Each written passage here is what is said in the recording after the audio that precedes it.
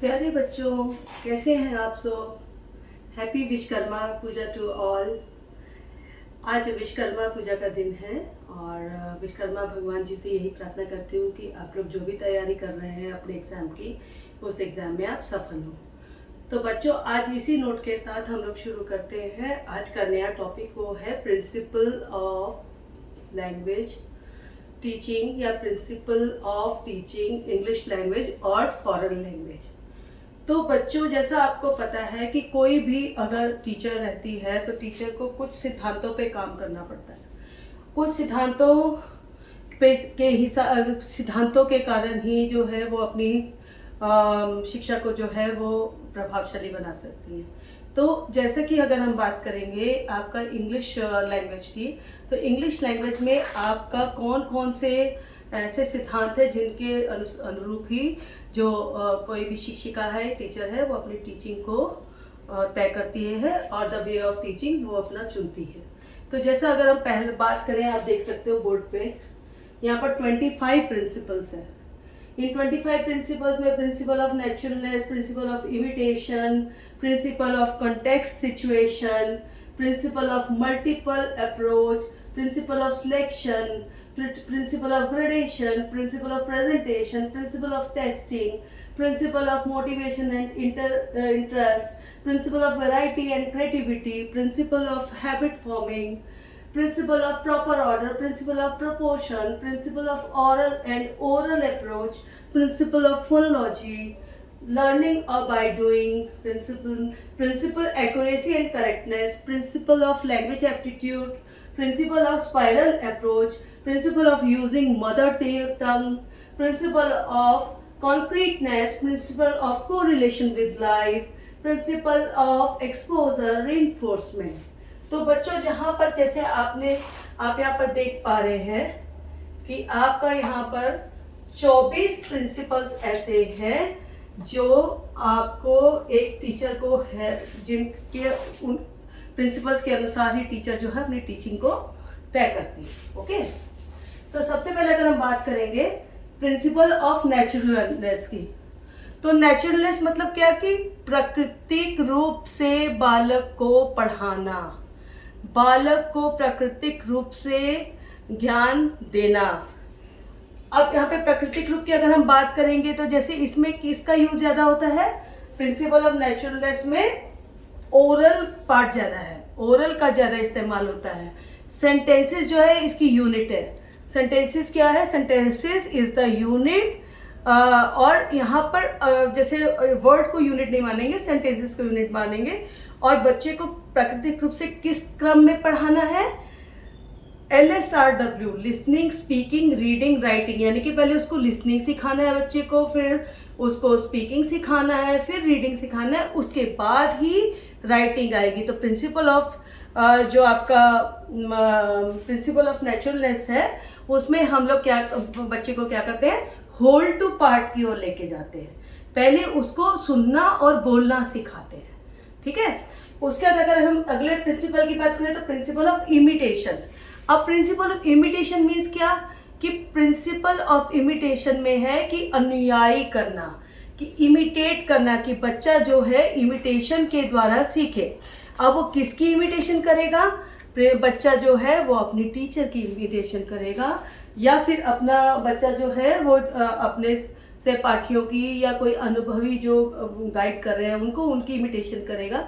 यानी कि principle of imitation में बच्चा जो है वो अब इमिटेशन के द्वारा सीखता है। ओके, अगर हम नेक्स्ट की बात करें, principle of context and situation, यानी कि बच्चे को जो कॉन्टेक्स्ट और सिचुएशन की अगर हम बात करें तो कॉन्टेक्स्ट का अगर आप बात करें हिंदी में, तो कॉन्टेक्स्ट मतलब कि क्या, संदर्भ, और सिचुएशन मतलब कि परिस्थिति। यानी कि बच्चे के लिए ऐसी जो संदर्भ है उसके संबंध में ऐसी परिस्थिति को बनाना या क्रिएट करना ताकि जो परिस्थिति है वो उसकी रियल लाइफ से हो।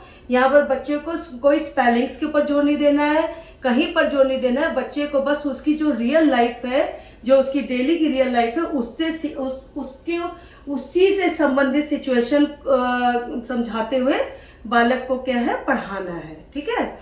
अगला अगर हम बात करेंगे प्रिंसिपल ऑफ सिलेक्शन, ओके, ये भी बहुत इंपॉर्टेंट है, प्रिंसिपल ऑफ सिलेक्शन।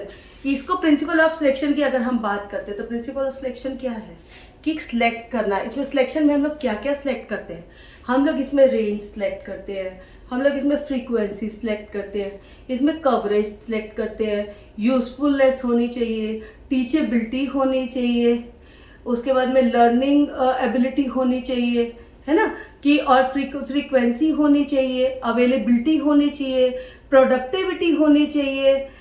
अब ऐसा क्यों होता है, अगर हम बात करें सिलेक्शन की कि whatever the content we are selecting, यानी कि चयन का सिद्धांत, जिसमें जो भी कंटेंट या कोर्स आप चुनेंगे उसमें जो भी चीज़ें आप चुनोगे वो चीज़ें जो होनी चाहिए वो बच्चे की रेंज के हिसाब से होनी चाहिए। रेंज के हिसाब से मतलब कि अगर हम बात करेंगे कि बच्चा जो है वो जनरलाइज करना है, कहाँ कहाँ पर बच्चे की मतलब कहाँ कहाँ पर जो है वर्ड्स हों और वो वर्ड्स को कैसे बच्चा सीखेगा, और वो जो वर्ड्स हैं उस रेंज को कहाँ कहाँ मतलब जैसे कि अब बच्चा ये सीख जाए कि जैसे कि सपोज कि एक वर्ड हैज़ है या हैव है या एम है या आर है, तो आप देखोगे वो कहीं बहुत सारी जगह यूज हो जाता है। I have a pen, please have a food, है ना, तो एक ही पैराग्राफ में हैव बहुत बार इस्तेमाल हो रहा है या फिर हैज़ बहुत बार इस्तेमाल हो रहा है या एम बहुत बार इस्तेमाल हो रहा है। तो रेंज देखनी है कि ऐसे शब्दों का चयन करना है प्रिंसिपल ऑफ सिलेक्शन में, जो कि या ऐसे कंटेंट का चयन करना है जिसमें बच्चे की रेंज हो, मतलब कि शब्दों की रेंज ज्यादा हो, एक ही शब्द का बहुत बार इस्तेमाल किया गया हो, क्योंकि उससे क्या है कि बालक को सीखने में क्या होती है, इजीनेस होती है। उसके बाद अगर हम जैसे बात करेंगे फ्रीक्वेंसी की, तो फ्रीक्वेंसी में आप ये बात समझेंगे कि बच्चा जो है वो उसका जो चैप्टर है, ठीक है, बच्चे का जो चैप्टर है वो जो चैप्टर कितनी बार, एक चैप्टर में कितनी बार कोई वर्ड यूज होगा या कोई सेंटेंसेस कितनी बार आएंगे, तो फ्रीक्वेंसी को भी ध्यान में रखना है, क्योंकि अगर बार बार वर्ड्स आएंगे, बार बार सेंटेंसेस आएंगे तो ये बच्चे के लिए भी इजी रहेगा ना समझने के लिए। अच्छा, उसके बाद अवेलेबिलिटी के बाद ये है कि यूज ऑफ द, जो भी आप वर्ड्स यूज कर रहे हो वो वैलिड होने चाहिए, वो जो वर्ड्स का इस्तेमाल है वो अवेलेबल होने चाहिए, मतलब कि उसी के तरह के दूसरे शब्द मिल जाए बच्चों को, ये नहीं कि बहुत लेंदी शब्द हो, वो शब्द बच्चे को समझने में भी दिक्कत हो। उसके बाद अगर हम इसी में बात करेंगे selection of principle of selection में और क्या सिलेक्ट करना चाहिए, कवरेज, कि किस सिचुएशन में ये यूज होगा, जो आप बच्चे को पढ़ा रहे हो किस सिचुएशन में यूज होगा, और एक वर्ड कितना ज्यादा कवर करेगा, यानी कि एक वर्ड जो है कितनी जगह पे कवर करेगा, कितनी बार वो वर्ड आएगा, ताकि अगर जो कि वर्ड बार बार अगर आएगा तो बच्चे में क्या उसको समझने में आसानी होगी। इसी तरह usefulness, selection of principle of selection में ये भी ध्यान में रखा जाता है यूजफुलनेस की, मतलब कि कितनी उपयोगिता है, जो आप बच्चे को पढ़ाने जा रहे हो उसकी उपयोगिता कितनी है, ठीक है। उसके selection of principle of selection में ये भी ध्यान में रखा जाता है टीचेबिलिटी, यानी कि जो भी आपने चुना है वो पढ़ाने योग्य है कि नहीं है, जो शब्दों का आपने चयन किया है वो पढ़ाने योग्य है कि नहीं है। जो प्रेफरेंस होती है वो किसको दी जाती है, preference should be given to those words which can be taught easily या विद वेरियस डिवाइसेस, कि वेरियस डिवाइसेस से भी पढ़ाया जा सके, वेरियस सिचुएशन में भी पढ़ाया जा सके और उसको वेरियस टाइप्स भी पढ़ाया जा सके। उसके बाद में और क्या ध्यान रखा जाता है प्रिंसिपल सिलेक्शन में, लर्नेबिलिटी, यानी कि बच्चे की योग्यता का भी ध्यान में रखा जाता है कि मेंटली वो बच्चा कितना प्रिपेयर है, वो कितना सीख सकता है, उसकी योग्यता कितनी है, उसकी योग्यता के अनुरूप ही बच्चे को पढ़ाया जाना चाहिए। जो भी कंटेंट पढ़ाए बच्चे की आपकी एबिलिटी के लर्नेबिलिटी, वो कितना सीख सकता है उसी के अनुरूप ही बच्चे को क्या कराना चाहिए, पढ़ाना चाहिए। उसके बाद अगर प्रिंसिपल ऑफ सिलेक्शन की बात करें तो उसमें और भी क्या चीज़ का ध्यान रखा जाता है, प्रोडक्टिविटी, यानी कि जो भी वर्ड्स का आप, प्रोडक्टिविटी को कहते हैं उत्पादन, यानी कि जो भी वर्ड आप चुन रहे हो उस वर्ड से और नए वर्डों का निर्माण हो रहा है कि नहीं हो रहा है, और ज़्यादा शब्दों की उत्पत्ति हो रही है कि नहीं हो रही। जैसे कि केयर है, केयर से केयरफुली हो गया, फिर केयरफुलनेस हो गया, इसी तरह ब्यूटी है, फिर ब्यूटीफुल हो गया, फिर ब्यूटीफुली हो गया। यानी कि वो शब्द आगे उत्पत्ति करने योग्य है या नहीं है, उन शब्दों का चयन करना चाहिए, उन शब्दों वाले पैराग्राफ्स का चयन करना चाहिए और कंटेंट का चयन करना चाहिए, जिससे बच्चे को बार बार समझने में भी सुविधा हो। ठीक है, तो ये थोड़ा सा लंबा था, पर ये सारे इसके एस्पेक्ट को समझना जरूरी था। किसको? प्रिंसिपल ऑफ सिलेक्शन को। अब बात करेंगे प्रिंसिपल ऑफ ग्रेडेशन की। अब प्रिंसिपल ऑफ ग्रेडेशन में क्या होगा कि जैसे कि आपने एक चीज को समझना है सबसे पहले कि प्रिंसिपल ऑफ ग्रेडेशन जो होता है ना, यहाँ पे आप ग्रेड करेंगे कि कैसे सिखाना है बच्चे को, कि मतलब कि जो ग्रेडिंग कि इजी टू कॉम्प्लेक्स सिखाना है, या फिर आपका रूल टू एक्सप्लेनेशन सिखाना है, या एक्सप्लेनेशन टू रूल सिखाना है, नोन टू अननोन सिखाना है, या फिर आपका कॉन्क्रीट टू एब्स्ट्रैक्ट सिखाना है ना, या फिर आपका स्पेसिफिक टू जनरल सिखाना है। यानी कि आपको यहाँ पर ये भी चीज का चयन करना है कि बच्चे को पूरी तरह समझ में आ जाए कि ज्ञात से अज्ञात की ओर हम उस बच्चे को लेके जाए, या फिर जानकारी से जो चीज वो नहीं जानता उसकी तरफ लेके जाए। तो इस तरह से आपको यहाँ पे ग्रेडेशन करना पड़ता है, जिसमें आपको पूरा ध्यान में रखना पड़ता है कि नोन टू अननोन, मैं पहले उनको जो जानता है उससे अननोन की तरफ ले जाऊं, नए प्रकरण की तरफ ले जाऊं, या पहले एग्जाम्पल समझा दो फिर रूल समझा दूं। तो इस तरह से आपको ये भी ध्यान में रखना है। ओके, उसके बाद अगर हम बात करेंगे नेक्स्ट की, तो अगर हम इसमें देखते हैं अच्छा, यहाँ पे ग्रेडेशन में दो एस्पेक्ट आते हैं। पहला एस्पेक्ट क्या होता है? ग्रुपिंग, और दूसरा कौन सा होता है? सीक्वेंसिंग। कौन कौन से आते हैं? Grouping and sequencing. अब ये ग्रुपिंग एंड सीक्वेंसिंग मतलब क्या मतलब हुआ? जैसे कि अगर हम ग्रुपिंग कर रहे हैं, सीक्वेंसिंग कर रहे हैं, तो ये दोनों ही बहुत ही इंपॉर्टेंट है। किसके लिए? ग्रेडेशन के लिए। क्या है कि बच्चों यहाँ पर वर्ड्स इन ग्रेडेशन, यानी कि ये लैंग्वेज में आपने जो ग्रामेटिक, अच्छा ग्रेडेशन में क्या होगा? ग्रेडेशन में हम लोग इसको ग्रेड करते हैं, जैसे ग्रामेटिकल हो गया, लेक्सियल हो गया, उसके बाद में आपका सिमेंटिक हो गया, फोनेटिक हो गया। यानी कि आपको उसको ग्रेड में बांट के पढ़ाना है कि बच्चा कितने ग्रुप में सीखेगा। तो सब ग्रुप्स को इसमें इंक्लूड करना है कि जैसे कि अगर हम बात करेंगे आपकी ग्रामेटिकल की, तो व्याकरण के जो शब्द है उनको इस्तेमाल करना है। अच्छा, उसके बाद जो लेक्सियल की अगर हम बात करें, तो लेक्सियल क्या है? वर्डों का समूह है, उसको भी लेना है हमने। अच्छा, उसके बाद में अगर हम सीमेंटिक की बात करें, तो सीमेंटिक क्या है कि मतलब कि study of meaningful words. Phonetic की बात करें तो ध्वनियों की बात करनी है, यानी कि साउंड्स की। जैसे कि आप बच्चे को पढ़ा रहे हो cat, mat, rat, bat, cat, hat, तो एक आपकी ध्वनियां जो होनी चाहिए वो आपकी ध्वनियां बैक टू बैक बच्चा जो है वर्ड्स का समूह। फोनेटिक के अंतर्गत भी क्या लेना है? वर्ड्स का समूह को लेना है, ध्वनियों के समूह को लेना है, ताकि बच्चा इजीली उसको क्या सीख जाएगा। ठीक है। और अगर सीक्वेंसिंग की बात करें कि सीक्वेंस के अनुसार कि यानी कि बच्चे को पहले क्या सिखाना है? पहले ग्रामर सिखाना है, फिर लेक्सियल सिखाना है, फिर सेमेंटिक सिखाना है, फिर फोनेटिक सिखाना है। सीक्वेंसिंग में भी क्या आता है? सेम ही चीज आती है। अब अगर हम बात करेंगे अगले प्रिंसिपल की, प्रिंसिपल ऑफ प्रेजेंटेशन। तो प्रिंसिपल ऑफ प्रेजेंटेशन में क्या है? टीचर के पार्ट से टीचर को यह ध्यान रखना है कि वो उस चैप्टर को कैसे प्रेजेंट करेगी, उसमें कौन सा टीएलएम यूज होगा, ब्लैक बोर्ड का इस्तेमाल किस तरह से करना है, लेसन्स को कैसे एक्सप्लेन करना है, उसको आपको एक्सप्लेन करते हुए बच्चे को किस तरह से द बेस्ट प्रेजेंटेशन देनी है कि बच्चा उस चैप्टर को अच्छी तरह समझ जाए। तो प्रेजेंटेशन कौन देगा? टीचर देगी। प्रिंसिपल ऑफ प्रेजेंटेशन में प्रिंसिपल का एक बहुत ही इंपॉर्टेंट रोल है। उसके बाद बात करेंगे प्रिंसिपल ऑफ टेस्टिंग।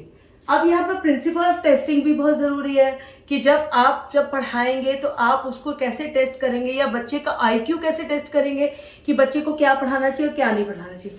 तो इसमें आप डायग्नोस्टिक टेस्ट कर सकते हैं, ऑब्जेक्टिव टाइप क्वेश्चंस होते हैं, अच्छा ग्रामेटिकल टेस्ट आप ले सकते हैं, वोकैबुलरी टेस्ट ले सकते हैं, प्रोनाउंसिएशन टेस्ट ले सकते हैं। तो इस तरह से टीचर को समय समय पर टेस्ट भी करते रहना है कि बच्चे को जो पढ़ाने जा रही है बच्चा उसको सीख पाएगा कि नहीं सीख पाएगा इजीली, और उसको टेस्ट करने के बाद ही उसको बालक को जो उसी हिसाब से पढ़ाना चाहिए। ठीक है। और एक अगर हम बात करेंगे प्रिंसिपल ऑफ टेस्टिंग की, तो ये किसके लिए, टीचर के लिए भी इम्पॉर्टेंट है और स्टूडेंट के लिए भी इम्पॉर्टेंट है, क्योंकि टेस्ट से क्या पता चलता है, टेस्ट से फीडबैक मिलता है, टीचर को भी बेहतर करने का फीडबैक मिलता है और स्टूडेंट जो है उनको भी अपनी गलतियां समझने के बारे में पता चलता है। तो ये भी बहुत महत्वपूर्ण है इंग्लिश लैंग्वेज टीचिंग में, प्रिंसिपल ऑफ टेस्टिंग। अगला अगर हम बात करेंगे principle of motivation and interest, अभिप्रेरणा और अभिरुचि, यानी कि बालक की अभिरुचि को बढ़ाना, बालक की अभिप्रेरणा बनना बालक के लिए। अब यहाँ पे क्या मोटिवेशन इंटरेस्ट कैसे, कि बालक को पूरी तरह मोटिवेट करना है, बालक का पूरा इंटरेस्ट जगाना है, तभी ना वो पढ़ पाएगा। तो जो भी कंटेंट आपने चुनना है, जो भी आपने मेथड ऑफ टीचिंग चुनने हैं या अप्रोच ऑफ टीचिंग चुननी है, वो ऐसी होनी चाहिए जो कि बालक की रुचि के अनुसार हो या बालक की रुचि को बढ़ाए और उसको प्रोत्साहित करे, उसको जो प्रकरण आप सिखा रहे हैं या जो आप प्रकरण सिखा रहे हैं उसको सीखे। तो ये है आपका प्रिंसिपल ऑफ इंटरेस्ट। अच्छा, principle of variety and creativity, ये भी सॉर्ट ऑफ थोड़ा सा सेम ही है कि प्रिंसिपल ऑफ वैरायटी और क्रिएटिविटी। वैरायटी किसमें लानी है कि वैरायटी किसे क्या संबंध है, यानी कि आपने वैरायटी ऑफ मेथड अप्रोच से टीचर ने पढ़ाना है। प्रिंसिपल ऑफ वैरायटी और अगर हम बात करेंगे क्रिएटिविटी की, तो टीचर को जैसे कि मल्टीपल अप्रोच टीचर इस्तेमाल कर सकती है, डिफरेंट मेथड्स को इस्तेमाल कर सकती है, जिससे क्या है कि बच्चे में क्या आएगी, क्रिएटिविटी आएगी।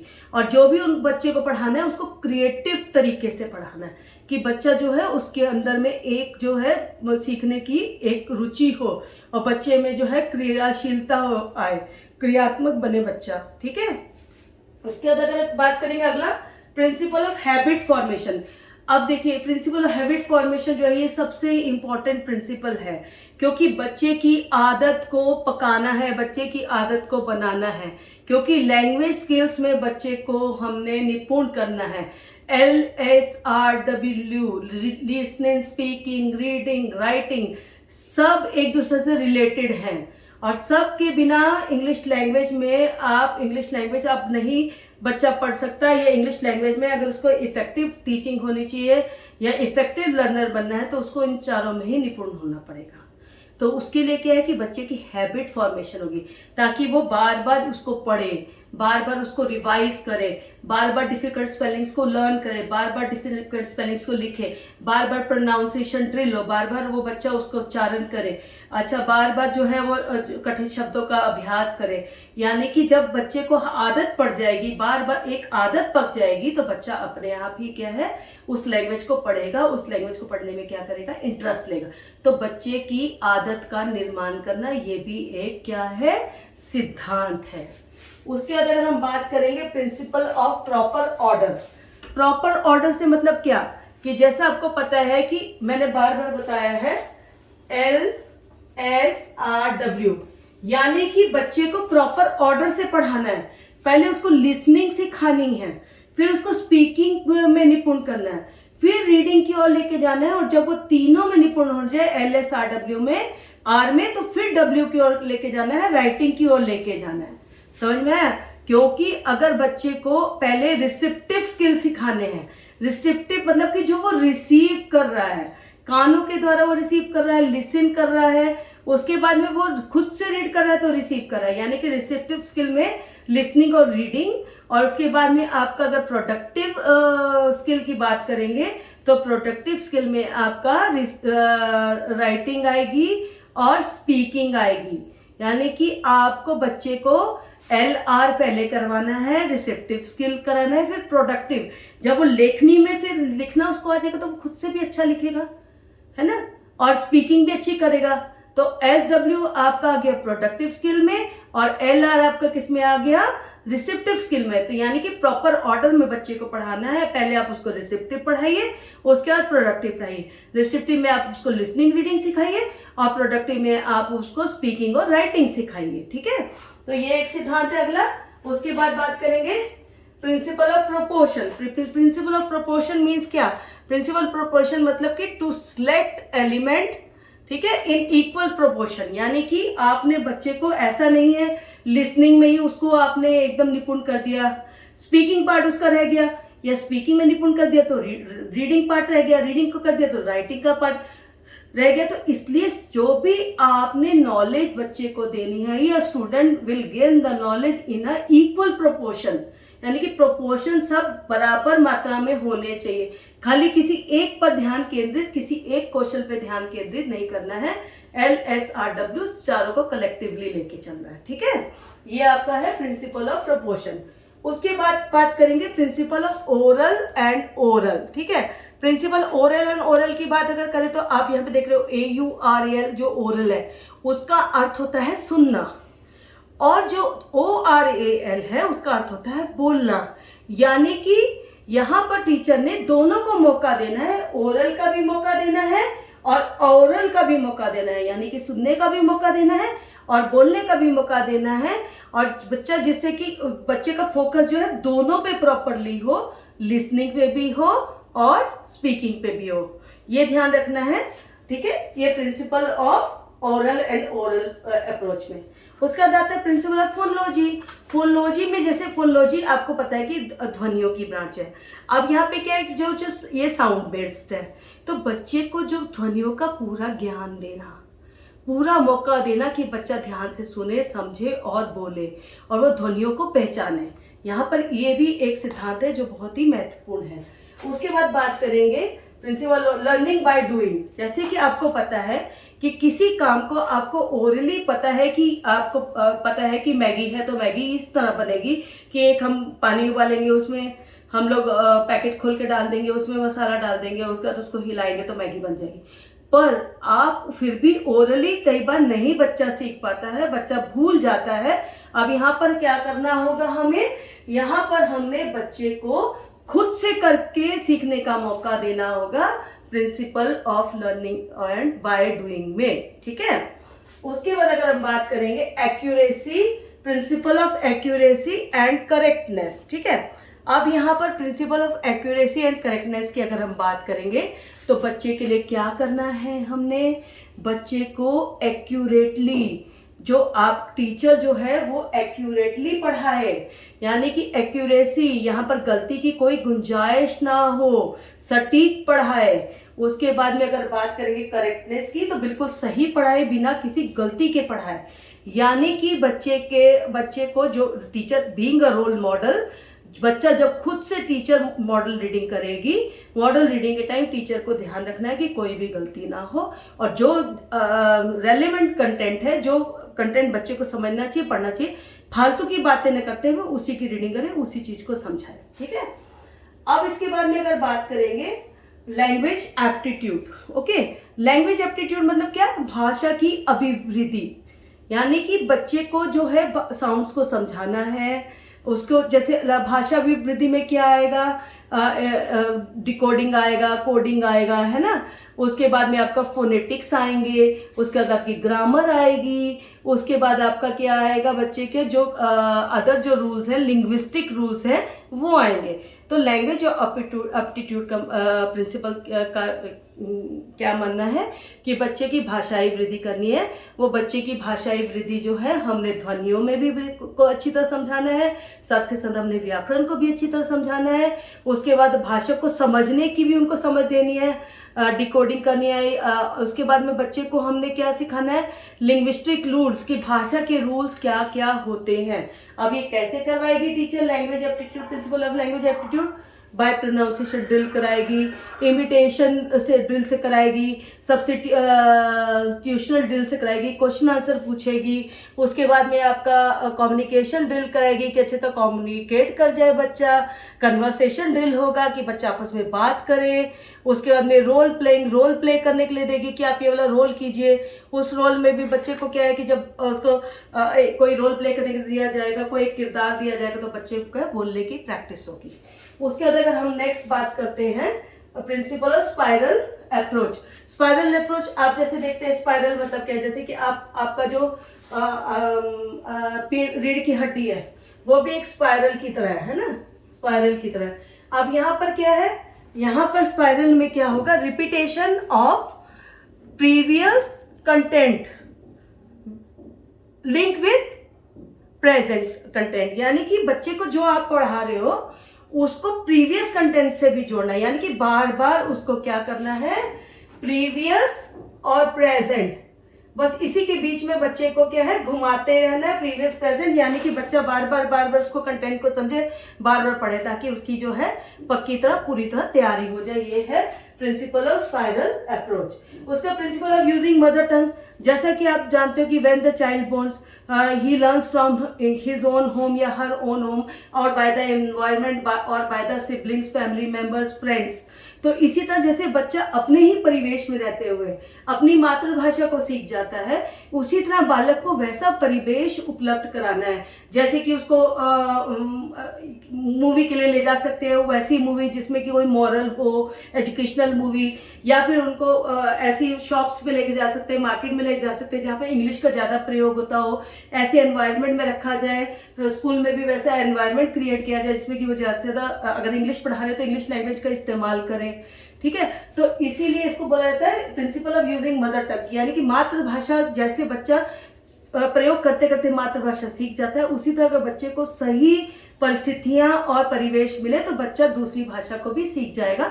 और टीचर को कोशिश करनी चाहिए बच्चों को वैसे परिवेश, वैसा माहौल बना के देने की। चार्ट लगा सकती हैं रूम में, मॉडल लगा सकती हैं रूम में, बच्चे को एजुकेशनल मूवी इंग्लिश दिखाने के लिए लेके जा सकती है, बच्चे का कंपटीशन करा सकती हैं, उनका सिंपोजियम करा सकती हैं ताकि बच्चे जो है उसमें भाग लें। उसके बाद बच्चे को क्या बोलते हैं, स्पोर्ट्स में, प्ले ग्राउंड में उनको मोटिवेट कर सकती है टू स्पीक इन इंग्लिश। तो इस तरह बच्चा जो है आराम से अपनी मातृभाषा की तरह ही इंग्लिश लैंग्वेज को भी या फॉरेन लैंग्वेज को सीख जाएगा। उसके बाद अगर हम बात करेंगे प्रिंसिपल ऑफ कॉन्क्रीटनेस। अब प्रिंसिपल ऑफ कॉन्क्रीटनेस से क्या मतलब हुआ कि बच्चे को जो है आपको ठोस पढ़ाना है, ठीक है। बच्चा जो है आपका, उसमें आपको एब्स्ट्रैक्ट से कॉन्क्रीट, यानी कि उसको मतलब कि छोटे छोटे खंडों में थोड़ा सा उसको ऐसे वर्ड्स को छोटे छोटे वर्ड्स को सिखाते सिखाते ही उसको क्या है, ज्ञात से अज्ञात की ओर लेके जाना है, एग्जाम्पल से रूल की ओर लेके जाना है ना। जो आपके जो एक नियम है उन्हीं नियमों के अनुसार बालक को पढ़ाना है। उसके बाद में आपका सिंपल टू कॉम्प्लेक्स लेके जाना है, यानी कि उसको एक ठोस रूप दे देना है। कच्ची मिट्टी के घड़ा जो बच्चा है उसको एक पक्का मिट्टी का रूप दे देना है।